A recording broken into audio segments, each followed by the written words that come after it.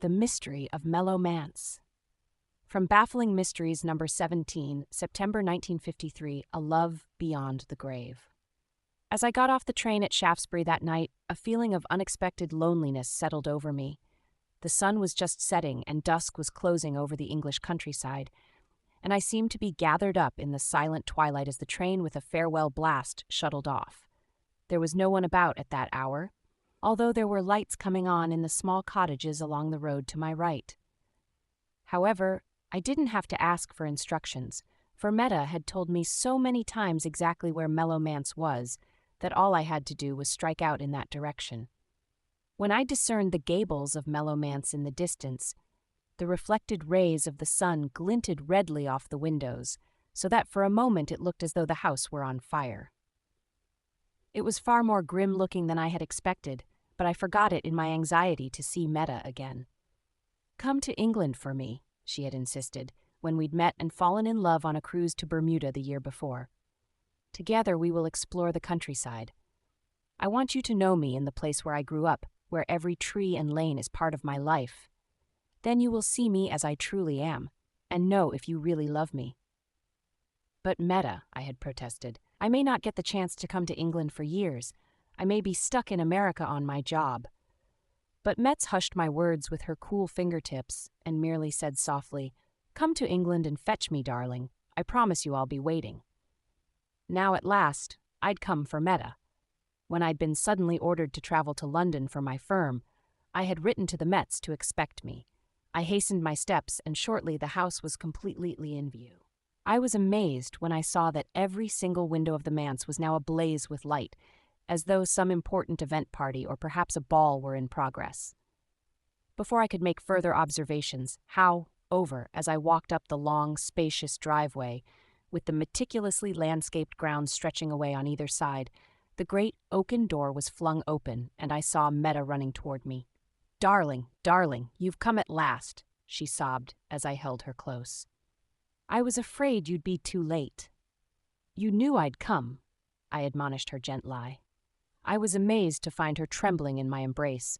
She was just as beautiful, just as lovely as I remembered, but I had not realized before how frail she was. I pulled her closer, in this moment as though I couldn't convince my senses that she was really in my arms. Then reluctantly I released her, and taking my hand, she led me toward the house.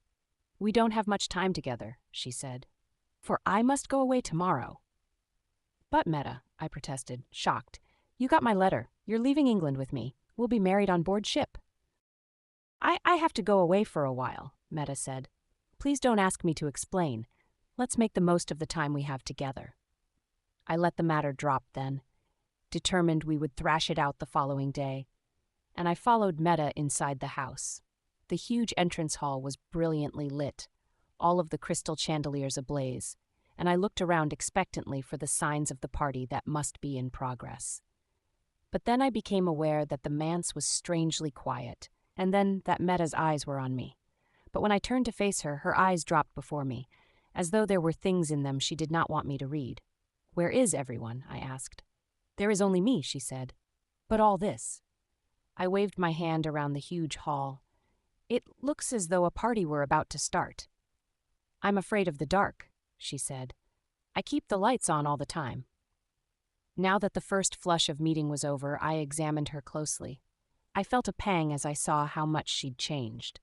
It was something I could not define, a subtle change as though she were harboring some secret she could not share with me, and that stood like a wall between us. "You must be tired and want to wash," Meta said brightly. "I'll show you to your room." She ran lightly up the stairs ahead of me, lifting hen-wide white silk skirts, and I carried my bag, walking behind her. And all through that huge place, there were no sounds but of her movements and mine. We dined alone in the huge dining room that should have been staffed with servants. Meta prepared and served the dinner, and always with her seemed this thing that I could not define. But as the evening wore on, I was caught up again by her charm and my love for her, so that I forgot the unusual circumstances that attended our reunion. We retired early. She went to her chambers at the other end of the manse, to bat, and I to the bedroom, but as we said good night, Meta looked up at me and said, "Promise me one thing. Please do not turn the lights down. It is the dark I cannot abide. I saw that she was beside herself with some as yet unnamed fear, and so I agreed. I slept, or rather tossed uneasily all that night in the brightly lit chamber, as if this could keep away some unseen being lurking in the dark. And it made the night outside the casement windows seem twice as black and menacing. But when I awoke the next morning, I forgot all in the delight of the English countryside outside my window. It was spring, a warm sunny day, and a robin perched in the bough of a tree just outside. But then as I stood watching it, the evil of this place pressed down on me as I noticed two vultures circling endlessly above the manse. When I went downstairs, Meta was waiting for me, and again we ate in the strange oppressive silence that was all through this house. I felt relieved when we went outside, and I forgot my forebodings for a while. But then, as we strolled along the lanes and bypaths of her estate, she again showed the same fright she had about the darkness the night before. We were walking along the borders of the estate when I noticed a flagstoned path that wandered off to some hidden point among high-growing weeds. I started down the path, but Meta pulled back and cried out, "No, we must not go along that path. I mustn't, not yet." She was so upset that I came back to where she stood and put my arms around her. But gradually her upset state passed, and I privately resolved to investigate that part of the estate, thinking it might provide some clue to her strange behavior. But then, before I knew it, the afternoon was over. Meta insisted we return to the house and get my bag, and then she walked with me as far as the high hill from which the road to town connected. We stood upon that high, windy hill, and the gables of Mello Manse were clearly visible. We watched silently for a moment, and then Meta turned to me. "And now, dear," she said, "you must go." "But, Meta," I protested violently, "not when we have finally come together. Ask me more." You must," she whispered. "Don't." With that, she took from around her neck the pendant she wore, a delicate affair of wrought gold with a centerpiece of pearls and amethysts, and she handed it to me. "Take this," she urged, "and keep it with you. It is proof that we will someday be together." She pressed the pendant into my hand.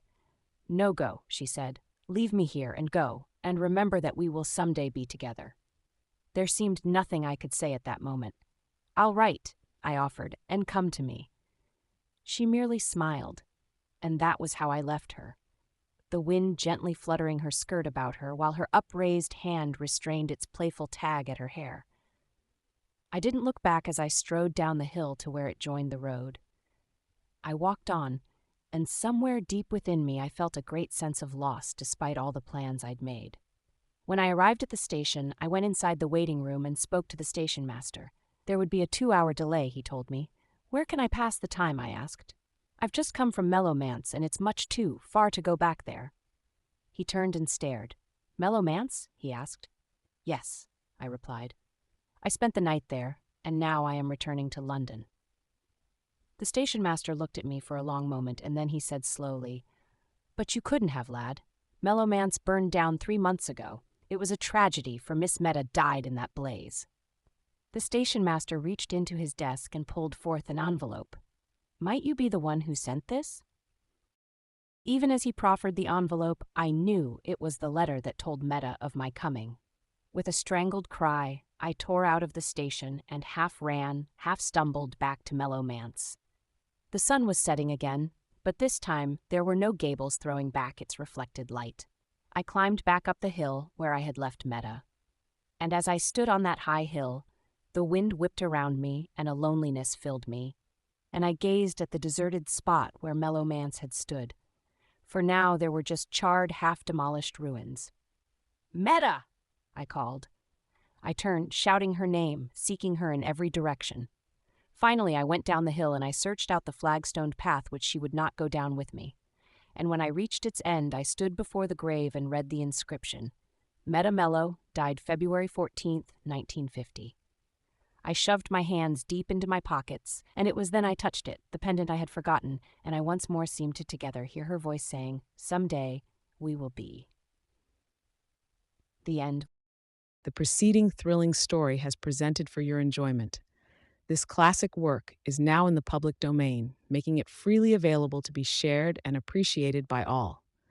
Some elements may appear outdated or insensitive by today's standards, but we present this work in its original form to preserve its historical context and literary significance. Sit back, relax, and indulge in this timeless tale.